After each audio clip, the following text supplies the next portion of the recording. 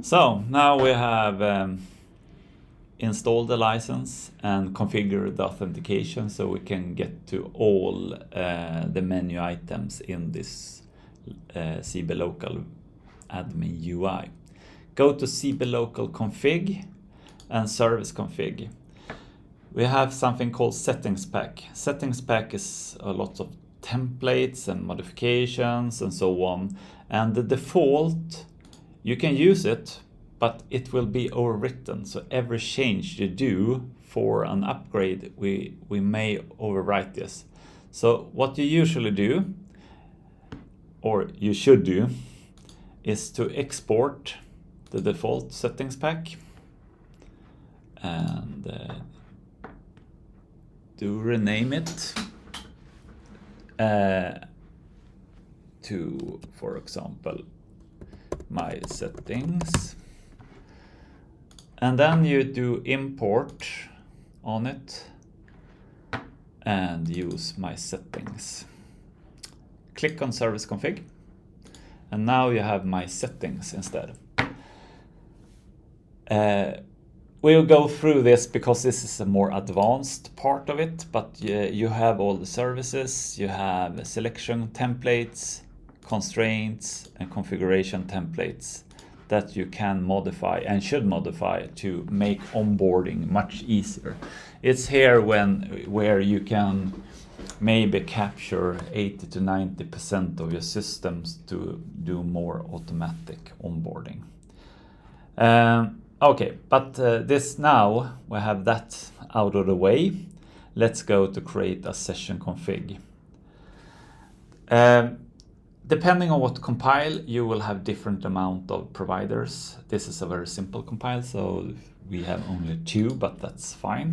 So since we have an EWS system, let's create a EWS config session, and then we will create it.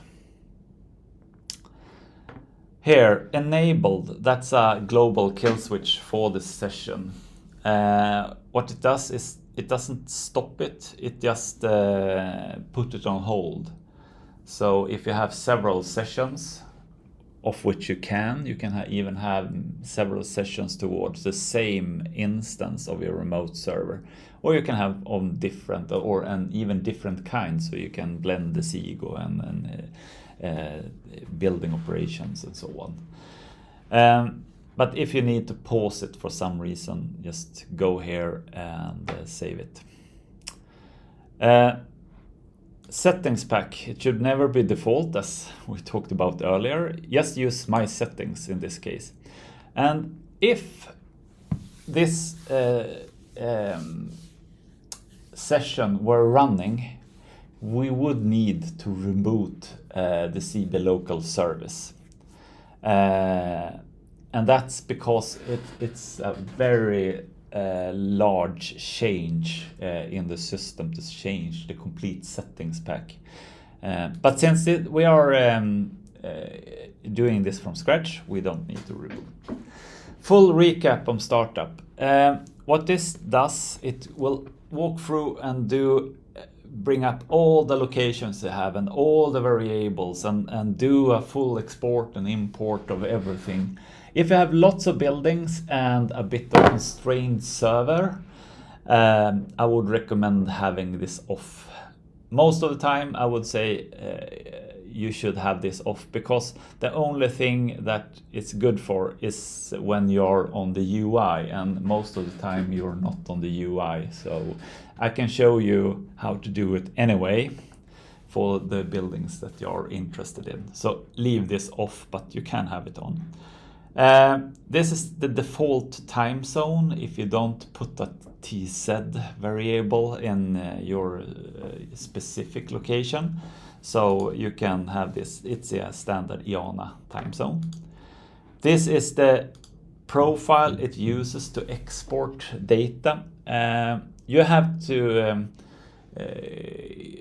talk to either Crossbreed or your provider if there are more profiles that you can use. But generic is mostly enough what you need to do. But if you have some specific need for different transformations and augmentations and so on, and handling of your data when importing it to COS, then it's good to have this particular one. The interval, I should say, you shouldn't change this except if you have a specific use case and you need to contact Crossbreed support, because this can severely affect the system performance. But it's quite possible to do it.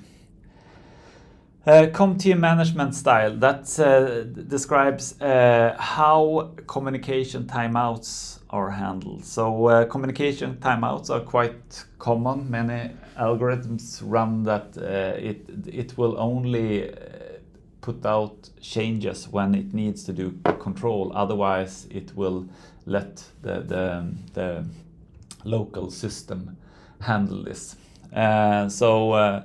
For example, when you do an offset control, then it will write some offsets, like to alter the original curve, and then when it's don't need to do any changes, instead of writing offset 0 and update the ComT, it will not write anything at all. So it will time out and let the local controller take over.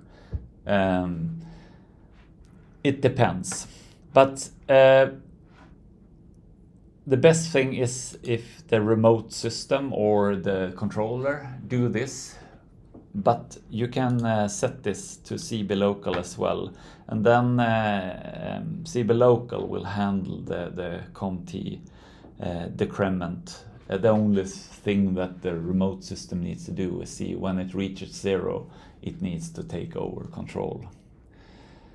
If one need to validate the certificate chain, and we would like to do that when connecting to Crossbreed Energy OS, to make sure that the whole chain is intact. And here you can disable CEO's calls.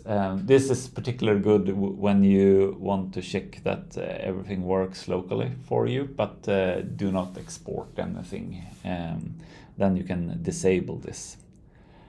The server connection, this is the same as the Cblocal config. So I have it on my local host. You can have a DNS or an IP address or whatever. The path is the same. If you need to have some specific path than is standard, then you enter it here. In my case, I want to use TLS, so it's a secure connection. Timeout, so it doesn't hang indefinitely from the server. In my case, I can't verify the certificates because it's self-signed, but if you have a real signed certificate, you should have this enabled. But I need to have it off. And here you enter the credentials, client ID, client secret, or API key, or any combination. These are stored, encrypted, and only you can't copy the configuration file, the session file, between different systems because it won't work. It's bound to your specific system. No, we don't want to do that. So in my case, it has auto-filled in what's needed. And I can test the connection. See, that's successfully connected. What I need to do then is that what the Cblocal environment does is it iterates your hierarchical environment. Let's say here we have server 1, Crossbreed, and then we have grouping called Nordwest, or I can have more groups like my special houses. And then I have my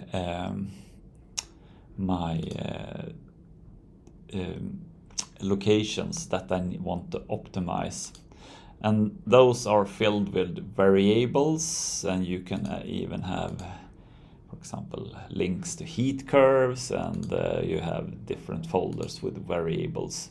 So this is a hierarchical system, and what Cblocal does is that it will flatten it out, and it need to know where to capture on the server, so it doesn't go everywhere. It only goes, for example, server 1, Crossbreed, and then under here it will capture all the data all the way down, for example, to this folder. So we need to express this.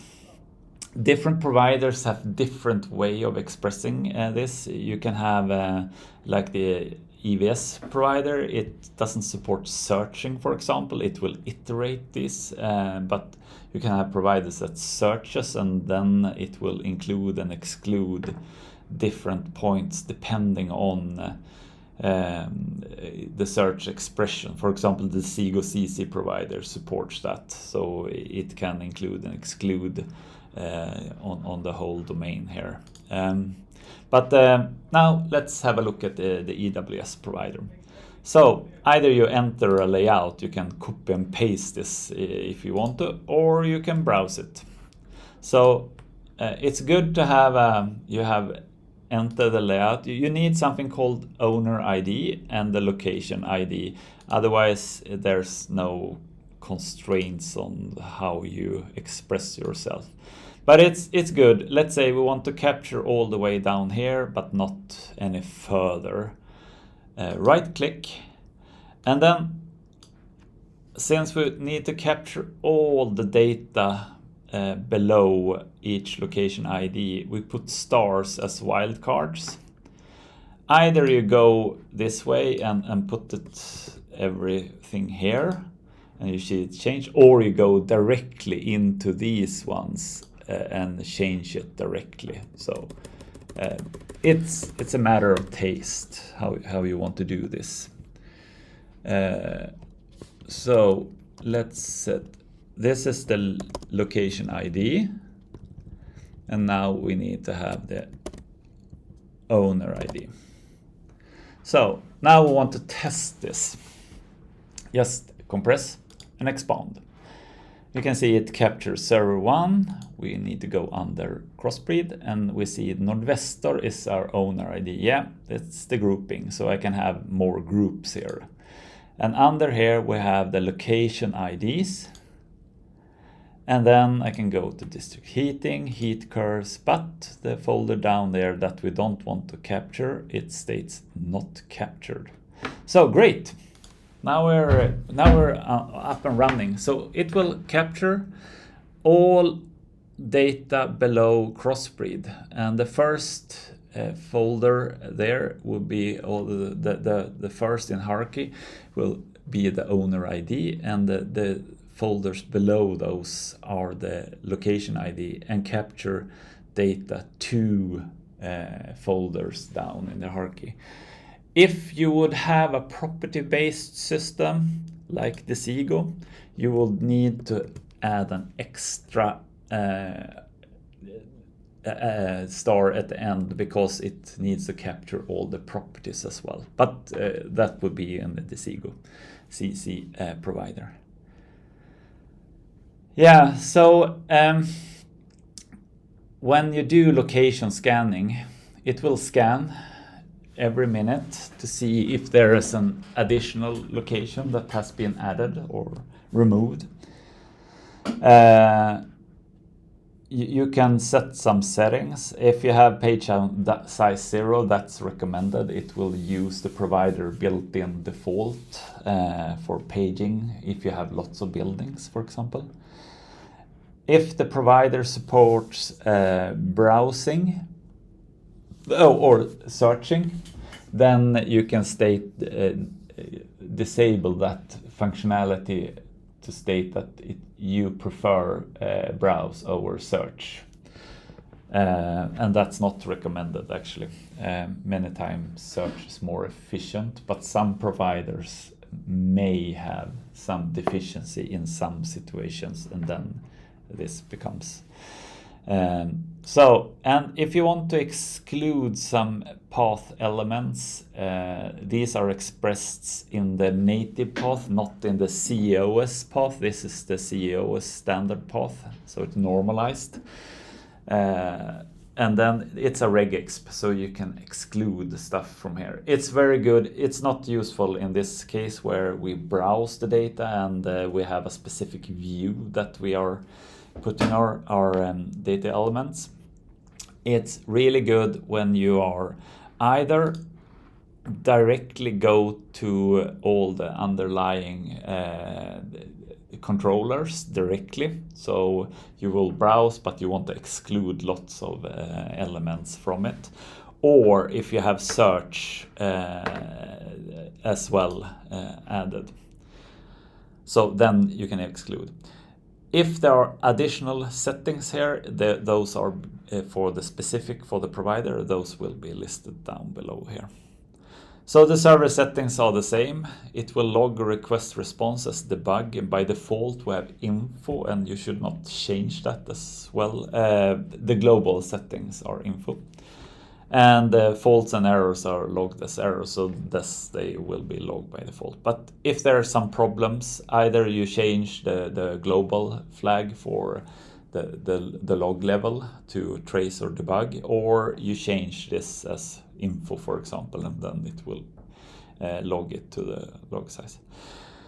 Partition sizes, don't change this if you don't really do not know what you're doing, because this can affect the system performance quite severe, especially your remote machine. But in some cases it is necessary to have smaller partition sizes. Since we are doing an operation every minute, as stated above, it takes 15 minutes in this case to scan all the buildings and pull them for data.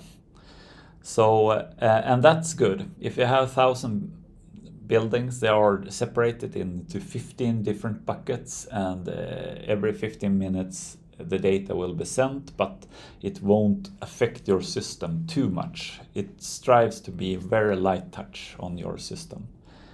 And most often that's good enough for most of the optimization services, but some may need some more frequent data, for example every 5 minutes for air treatment services, and then we need to change those. But please do contact either your installer or Crossbreed support before changing these.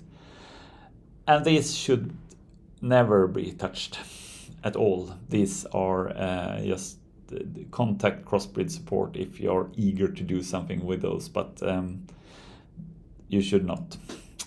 Subscription. This is, for example, if there is a subscription provider, the EWS is one, that it will place a subscription towards the remote server, for example, building operation.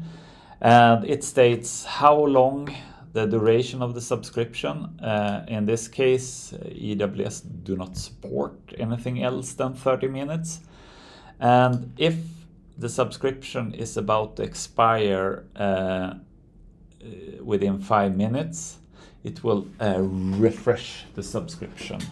So you have a guardrail there, so it won't expire all the time. And when you're done, click OK. And now you have configured a session. It will start to do discovery of the locations and owners, owner IDs, groupings, and so on. And we will do that in the next session.